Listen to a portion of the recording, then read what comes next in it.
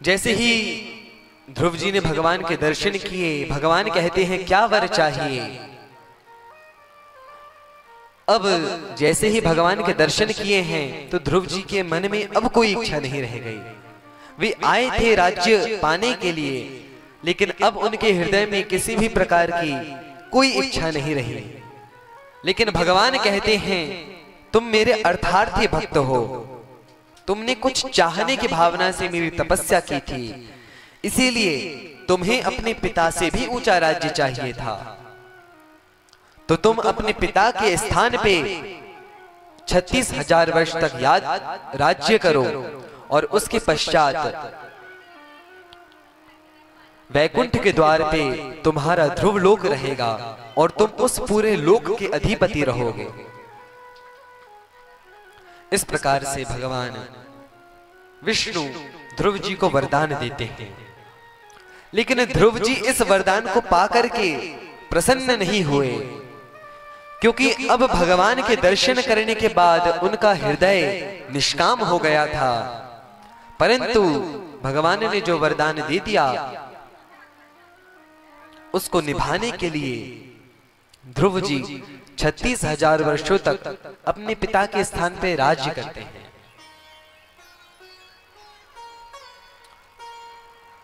ध्रुव जी 36,000 वर्षों तक राज्य करने के पश्चात वैकुंठ के द्वार पे अपने ध्रुव लोक में पधारते हैं। और ध्रुव जी के वंश का वर्णन है कि ध्रुव जी के वंश में एक राजा अंग हुए, जो कि भगवान के बहुत बड़े भक्त थे।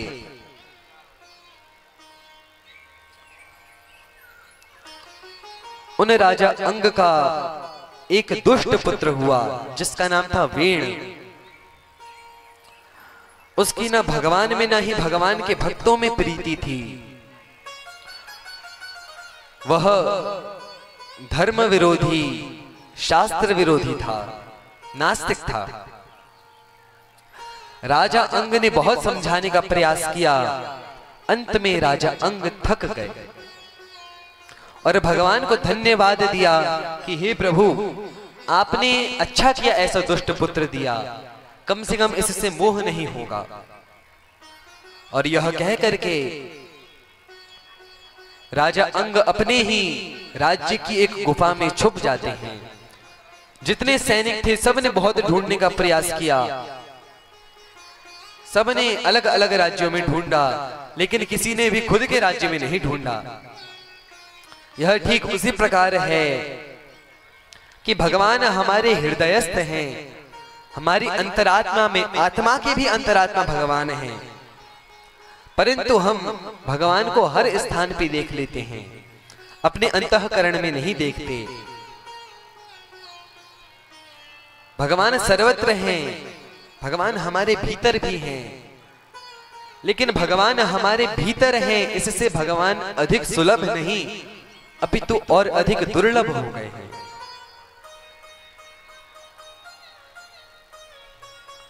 यहाँ पे राजा अंग के सैनिक उन्हें हर ओर ढूंढते हैं। राजा अंग जब नहीं मिले तो दो प्रकार की गद्दी शासन करती हैं, एक राजगद्दी और दूसरी व्यास गद्दी। राजगद्दी पे राजा बैठता है और व्यास गद्दी पे उस राजा को अनुशासित करने के लिए संतगण बैठते हैं। सभी संतों ने यह निष्कर्ष निकाला कि भले ही जैसा भी है दुष्ट है, परंतु यह वेण है तो राजा का ही पुत्र, राजा का ही खून इसमें है, इसीलिए इसको राजा बना देते हैं। अभी थोड़ा नादान है, जब इसको जिम्मेवारी मिलेगी, जिम्मेदारी मिलने पर यह राज्य अच्छे से चलाएगा, यह सोच करके जितने भी ऋषिगण थे, जितने भी संत थे, वे वेण को राजा की तरह स्थापित कर देते हैं, उसका राज तिलक करते हैं। और जैसे ही वह दुष्ट राजा बनता है तो राजा बनते से ही वह पूरे राज्य में घोषणा कर देता है। क्या घोषणा करी उसने? वह कहता है न यष्टव्यम न दातव्यम न होतव्यम द्विजा क्वचित, कि अब मैं राजा हूं, अब यह राज्य धर्म निरपेक्ष है।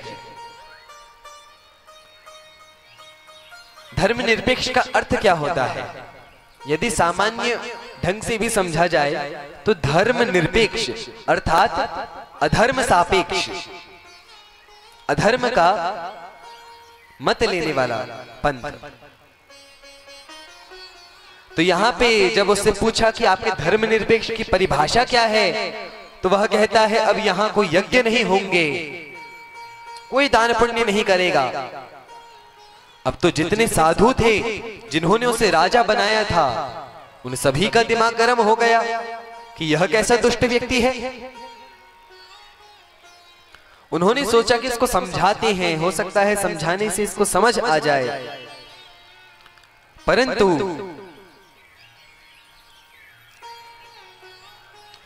उसको बड़े प्रेम से समझाया कि अरे रेण, जब यज्ञ होते हैं, यज्ञ नारायण भगवान की उपासना होती है, जब शास्त्रीय क्रियाकलाप होते हैं, तब राज्य में शांति रहती है। परंतु वह दुष्ट कहां मानने वाला था, वह उल्टे सीधे तर्क देता है। वह कहता है सर्वदेव मयो नृप, जो राजा है वो सभी देवताओं का प्रतिनिधित्व करता है। राजा के रोम रोम में देवता होते हैं। जिस भगवान को तुमने देखा नहीं उस पे तो तुम्हें विश्वास है, और मैं तुम लोगों को भोजन देता हूं, मैं अन्नदाता हूं, तुम लोगों को मुझ पे विश्वास नहीं है, तुम अब केवल मेरी ही पूजा करो। जब यह बात सुनी तो जितने भी साधु थे वे सब और अधिक रुष्ट हो जाते हैं, और जिन साधुओं को राजा बनाने का अधिकार होता है, उन्हें उस राजा को उसके पद से हटाने का भी अधिकार होता है। सभी साधुओं ने एक साथ हुंकार की, और उस हुंकार से वहीं पे वेण का जैसे आराम हो गया, वहीं पे वेण की मृत्यु हो जाती है। इसीलिए शास्त्रों में कहा है कि किसी से भी वैर कर लो, परंतु ब्राह्मणों से, साधुओं से वैर नहीं करना चाहिए। शास्त्रों में लिखा है कि शिवजी कहते हैं कि यदि मैं अपना पाशुपतास्त्र चलाऊं, उसके घात से कोई बचता नहीं है, परंतु हो सकता है कोई भाग्यशाली बच जाए। ब्रह्मा जी कहते हैं मेरे ब्रह्मास्त्र से भी कोई बच सकता है। भगवान विष्णु कहते हैं मेरे सुदर्शन से भी कोई बच सकता है। लेकिन जिसने ब्राह्मणों से विरोध किया है उसका नाश निश्चित है। यहां पे वेण को सुधारने का प्रयास किया था, लेकिन वेण को सिधार दिया। अब वेण की मृत्यु हो गई तो अब राजा कौन बने, प्रश्न उठता है। अब इस प्रश्न के समाधान के लिए उसी के शरीर का मंथन किया तो पहले एक निषाद प्रकट होता है, जो कि वन में चला जाता है और सभी वनों को हरियाली से भर देता है, वनों को स्वर्ग के समान बना देता है। और जब पुनः उस वेण के शरीर का मंथन किया मंत्रों के साथ, तो विष्णु भगवान के अवतार भगवान पृथु प्रकट होते हैं। बोलिए भगवान पृथुदेव की जय। पृथु जी के साथ में उनकी पत्नी माता लक्ष्मी की अवतार अर्ची भी प्रकट होती हैं। अब जैसे ही पृथु भगवान का प्राकट्य हुआ,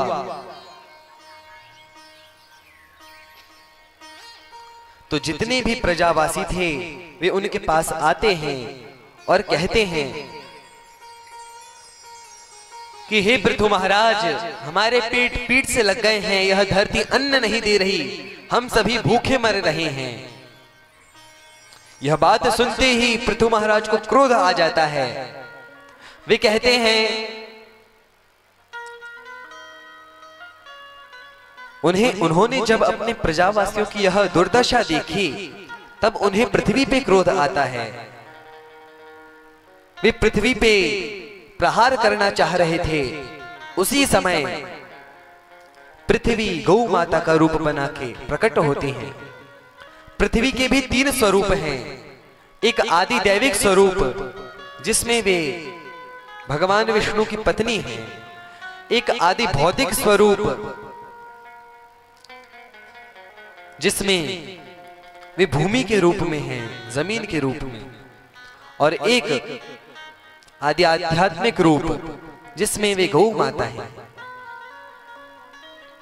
यहां पे गौ माता के रूप में पृथ्वी प्रकट होते हैं और कहती हैं कि वैसे तो मैं रत्न गर्भा वसुंधरा हूं, मेरे अंदर सभी प्रकार के रत्न हैं, परंतु जब दुष्ट राजा प्रकट होता है तब मैं स्वयं में से अन्न देना या जो भी प्राकृतिक संसाधन हैं उन्हें प्रदान करना बंद कर देती हूं। और अभी आपका राज्य है, आप अच्छे राजा हैं, आप अच्छे राजा हैं, इसीलिए आपके राज्य में मैं भरपूर अन्न दूंगी। और पृथु महाराज पृथ्वी का दोहन करते हैं। दोहन में और शोषण में बड़ा अंतर है। हमें पृथ्वी का दोहन करना चाहिए, शोषण नहीं। उनमें अलग अलग प्रकार के हानिकारक खाद्य डालकर उन्हें नष्ट नहीं करना चाहिए कुछ समय के लाभ के लिए, अपितु उनका दोहन करना चाहिए।